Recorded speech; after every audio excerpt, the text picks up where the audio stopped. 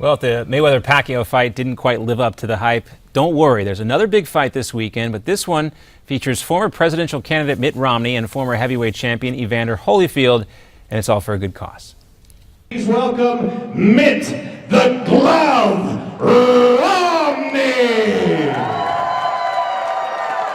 Former Republican presidential nominee Mitt Romney and ex-heavyweight champ Evander Holyfield shaking off pre-fight jitters with a good laugh.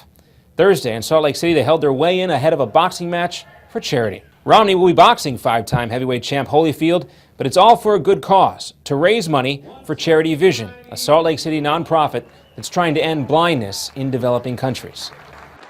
I just want to say thanks for your support. Thanks to my son Josh for helping organize this, and thanks to the champ for being here. What an extraordinary guy to have a man like Evander Holyfield come here, heavyweight champion of the world, time and time again, someone who our kids can look up to. This is a good man, a religious man. He's got 11 kids of his own, and he's here to help cure blindness throughout the world to the extent that it can be done.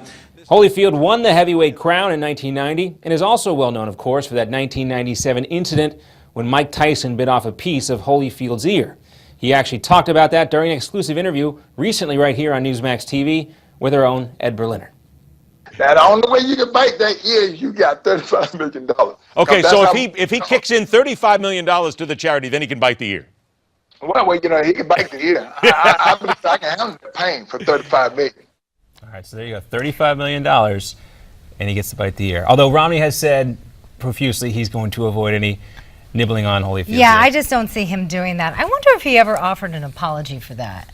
I think so. I think they've made up. You know, Mike Tyson has come a long way since those days. But it wasn't $35 million makeup, no, not quite 35. You know, Mike Tyson lost all his money, so he's on his way back. This is going to be an interesting battle. battle. Definitely more interesting than the one that happened in Vegas. Maybe. Mitt Romney looks like he's in great shape, too. Yeah, you want to talk about it? He could go a few rounds. I thought he looked great. I wish we had time. We do want to mention real quickly before we turn our attention to some other stories. Okay. We're getting word there has been a verdict reached in the penalty phase of the Boston Marathon bombing case, Yohar Tsarnaev. The jury apparently has made up their minds yet, and we'll see with just a few moments here. We'll find out soon whether he should live or die. We'll keep our attention on that in a second, but we'll get there in a moment. But we only know they have reached the verdict. We don't know what that verdict is quite yet. But we'll bring it to you as soon as we get that. Sure. We want to mention that fight is going on tonight, Salt Lake City, sometime 8 p.m. 8 p.m. All right, that should be interesting. Sometime after 8 p.m. I believe. I think there's an undercard there too. So as it goes with boxing. You ready to turn to our Max Life segment? You know it, Miranda. Let's do it. Well, here's some of the lifestyle stories that are making news around the web. Our first story is about a woman named Elizabeth Beard who photographed herself before and after she lost 150 pounds. The pictures are part of a series called The Beth Project, all featuring Beth as different characters before and after she had gastric bypass surgery. Beth enlisted the help of another photographer who spliced together the before and after pictures to create the artistic and fun series. All right, check out this marriage proposal from out of left field.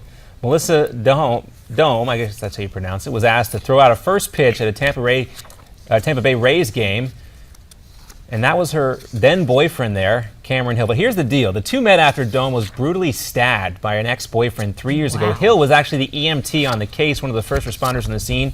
Dome and Hill didn't know each other, but they met.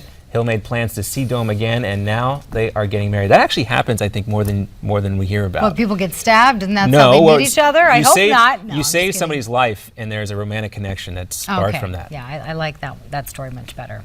Another in the future, another thing that could be happening in the future, those drinks, you may be able to grab one, an alcoholic beverage at Taco Bell, of all places. I haven't been to Taco Bell in a while. I wonder if it's going to be on the dollar menu, right? The company behind the taco chain applied for a liquor license at its newest location in Wicker Park, Chicago. If it's approved, it will become the first out of 6,500 Taco Bells to serve alcohol. I mean, they're already open, most of them open 24/7, and now it's going to take, that can be like a dangerous combination. Taco Bell trying the breakfast angle. They're also trying, I guess, the alcoholic angle. Maybe that's what you need to really enjoy those gorditas. To be able to swallow that supposed, anyway. Right. I happen to like Taco Bell, All right, then we have this one. A little girl grows up. Chances are she won't be ordering guacamole at Taco Bell. Her parents posted this video on YouTube. This is her first time eating an avocado. This. Not a fan. No, not at all. My husband saw this video and he looked at me and said, "See, I'm not the only one that doesn't like avocados. Look at that baby." But she's in shock. Like, what is that you just put in my? This is horrible. How do you eat this? I love avocados. So. all right. I don't think we have time to get to our next one, so We'll save that. let's save that one. Again, real quickly, we just want to update everybody before we take one more commercial break here. Okay. There has been a verdict reached in the Boston Marathon bombing case in the penalty phase here. The jury right now apparently has reached a decision whether Yohar Tsarnaev will live or die. We'll try to get more on that. We don't know what the decision is yet, but we'll have that as soon as we can. Coming back with more Newsmax Now, right after this.